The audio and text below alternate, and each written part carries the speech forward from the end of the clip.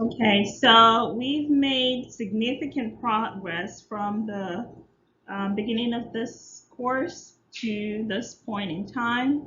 I want to use this opportunity before I start the presentation to congratulate you on coming this far. I know it's been a lot of materials that you have had to learn and try to comprehend, but my hope is that by the time this is all over, you would appreciate all of this. So this week, I'm actually going to focus on some very important concepts and problems in research studies in epidemiology, which many we have already started addressing or have addressed over time. But you would find this helpful as you perform the exercise on critically evaluating um, research articles and manuscripts, and also while you were trying to design your research study for your final project. Specific to this presentation, I'm going to focus on bias and confounding. Um, when we talk about problems in epidemiologic studies, these problems are considered problems because of the impact they have on the internal and external validity of our study. So if you remember clearly from the beginning where we say that research studies, right, are sometimes based on a sample and we extrapolate our findings from the sample to a larger population. Um, and this is where error and confounding come into play. So let's talk about errors, right? And errors are close to bias. So under errors, we have two main types of errors. We have random error and systematic error. Random error is the kind of error that happens as a result of chance, right? Meaning that it's it is uncontrollable. And it just happens. Again, remember I said we're dealing with humans and we're working in the real world, and it just happens that there's nothing anybody can do about it. Systematic error, on the other hand, is actually controllable to some extent, which is why I keep stressing the need for you to make sure that certain factors are met and that your studies are well designed in order to minimize these errors. And this usually occurs as a result of a design or conduct of the study. And of course, under systematic errors, we have a bias. So let's focus on that second half. We're going to leave random error alone because there's really nothing we can do on there. Now we're going to systematic errors. We focus on which is bias in research study. What is a bias? Bias is defined as any tendency which prevents unprejudiced consideration of a question, right? It's a systematic error, which means it's not a random error. It can occur at any phase of the research. This could be in the design, it could be in the conduct, right? And the conduct would include when you're selecting the sample, when you're assigning people to groups, in the follow-up, in the kind of data collection, whether you're using the right tools to collect your information and things like that.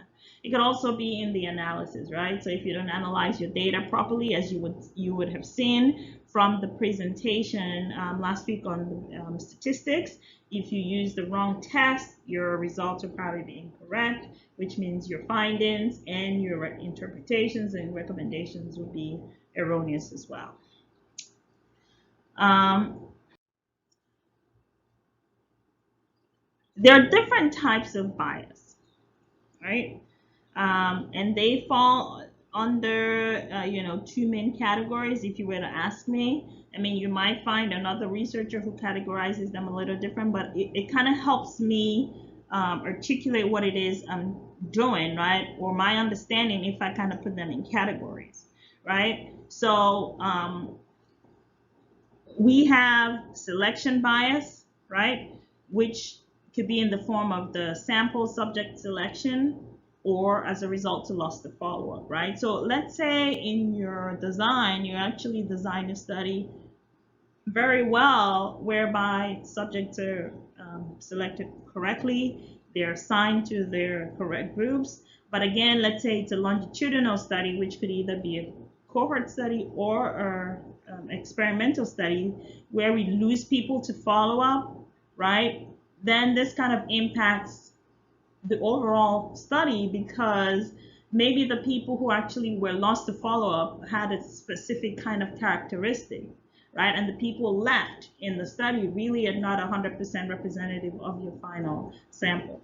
Again, some of this you have some control over, some you do not.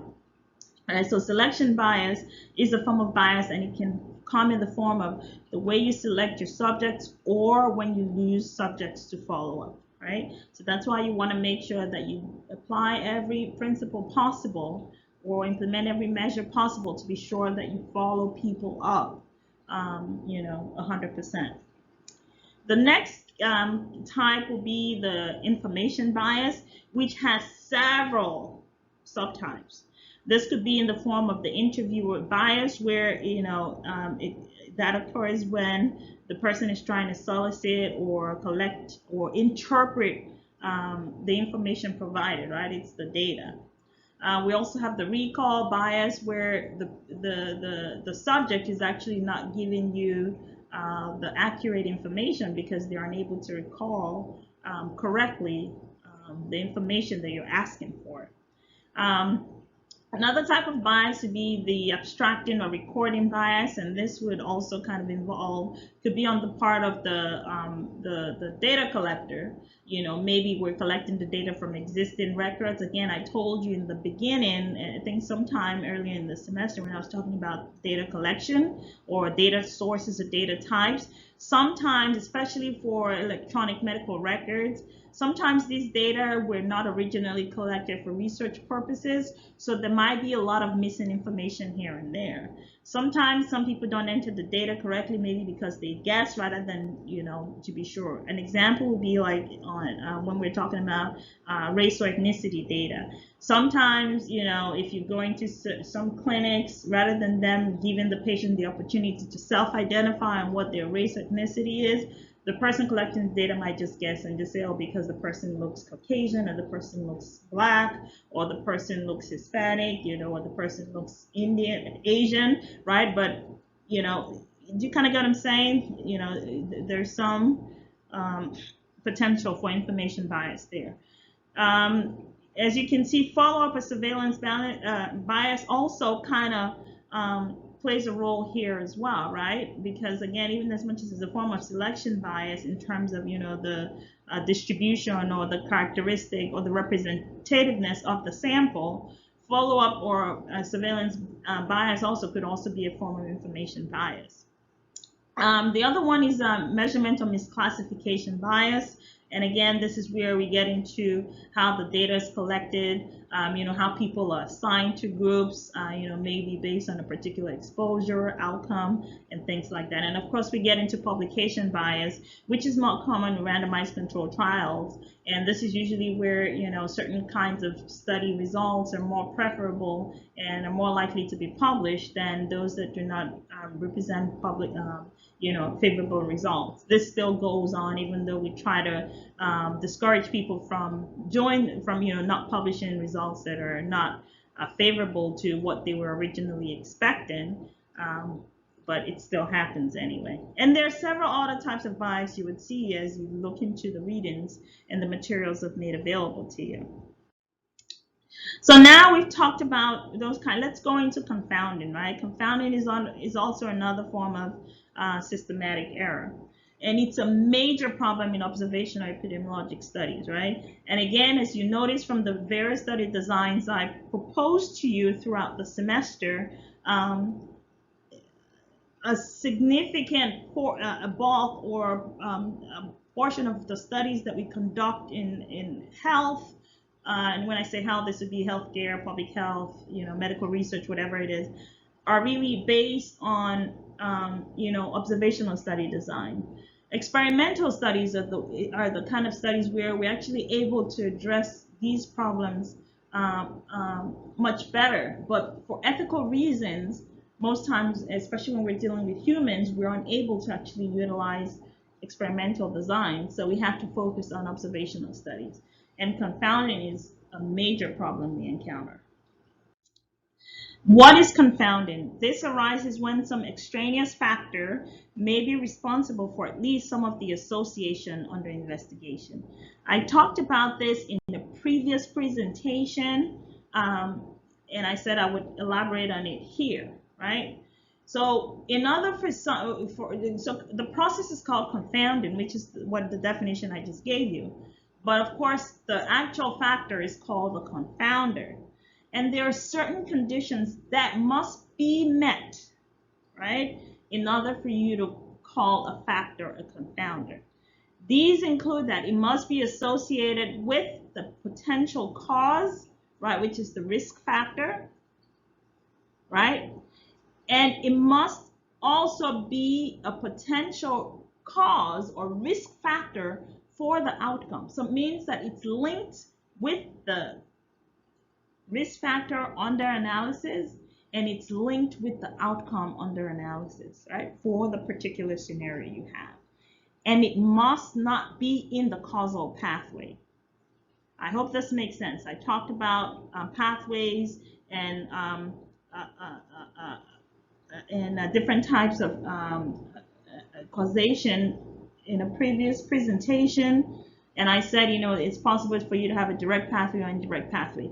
The key difference between the pathways and confounders is that for pathways, it goes in one direction, meaning as one happens, the other one happens, and it goes there.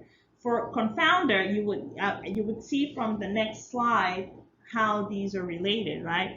There's a back and forth relationship between both these, between it and the potential risk factor on the analysis, and also a direct relationship, meaning a one-directional relationship between the confounder and the outcome of the analysis. Okay, so pay attention to that. Here is exactly what I was just describing before. As you can see, if it's a causal pathway, the arrow moves in one direction. If it's a confounder, you can see the back and forth between it and the risk factor. You can see the one-way direction between it and the outcome of interest. Here is it again. Again, I'm redundant here just for those people that need a little extra time to grasp this. This is what's going on here. This is a causal pathway, and a confounder cannot be in the middle of the pathway. It's not that's not confounding. Here's an example right here. So here I'm giving the example of diabetes, and again, bear with me. These examples are relatively old because these are based on old slides that have been used several years back. So some of the information we have about this have changed. So these are just kind of like, examples here, right? So don't, spend too much time trying to dig up into this, because we've probably gathered more information about these relationships over time. So we have diabetes and coronary heart disease. That's what you're assessing, right? You're trying to assess the association between diabetes and coronary heart disease. Let's say your hypothesis is that diabetes causes coronary heart disease, but also we know that there's a relationship between hypertension and diabetes, and we also know that hypertension is a potential cause for coronary heart disease. In this scenario, let's say you have participants who have diabetes, and you find out that some of them also have hypertension in there, and let's say they actually do develop coronary heart disease. How do we know whether the cause was diabetes or it was hypertension, right? So this is where it becomes a confounder. Here's another example: history of tissue injury and osteoarthritis. But we also know that age is a predictor for osteoarthritis, right?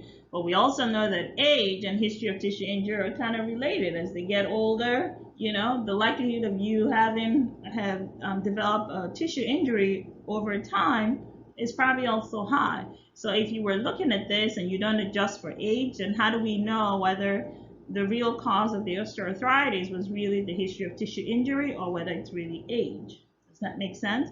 That's another example there. Here's another one: high BMI, progression of osteoarthritis, and age. Again, I hope this is beginning to make sense. I have too many examples, but it's just kind of for you to take the time to grasp the concept. Here's an example of actual confounding. So the three examples I gave you before were not confounding. Here's an actual example, right? So the outcome here where it says MSDs means musculoskeletal diseases. We're trying to establish the relationship between physical factors and the development of MSDs. But we've also identified environmental or social factors to be associated with the development of MSDs. Sorry, to be associated with physical factors. Same thing with psychological factors, right? So you can see that on this side, right here on the left, you can see the back and forth. So there's an association here. But we also know that these factors here are also linked to developing this outcome, right?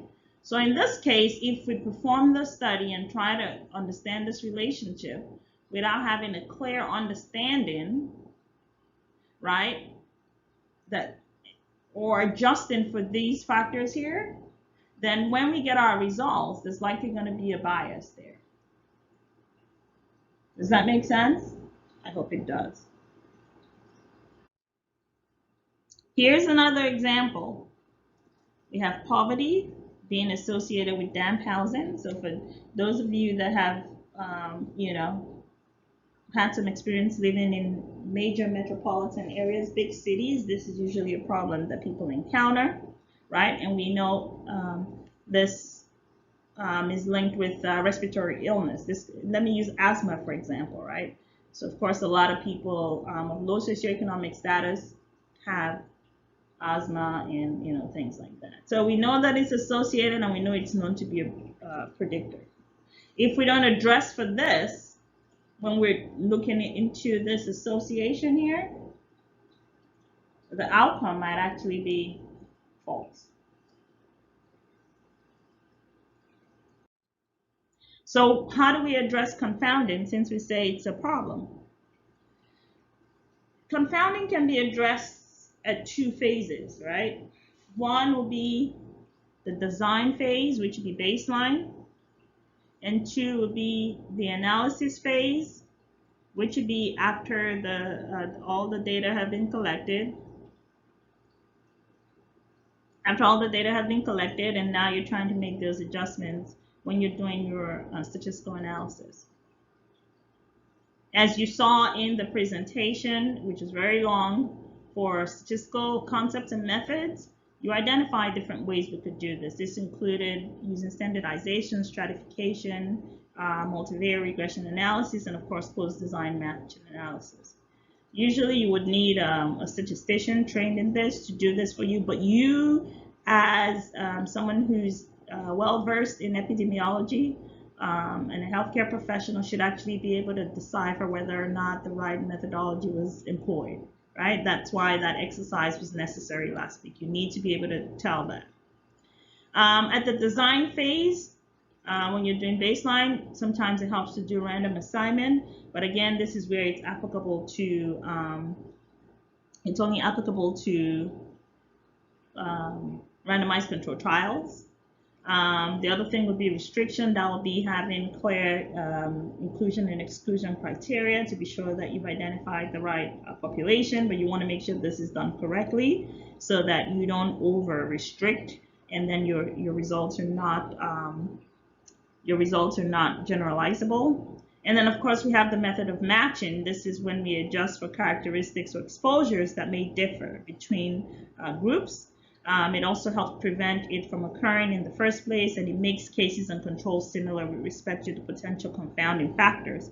But you want to make sure that you don't overmatch so that you do not encounter problems, right? If you overmatch, then your analysis might actually not really make much sense. So you kind of want to find the balance. This is why you would need the help of a trained statistician to guide you when you're doing this. But as someone who's well versed in this, you should have the basic idea or understanding of what to do. Can we think of any other issues? I'll leave this up to you on the discussion board. People probably have identified a few others. We could discuss that then. I would like to hear your feedback on what you've encountered, either based on your own experience or not, and then we could go from there. Um, this is the discussion question for the week. It's quite an interesting discussion. I'd like to read your responses to this. So I will end the presentation here, and I will see you on the discussion board.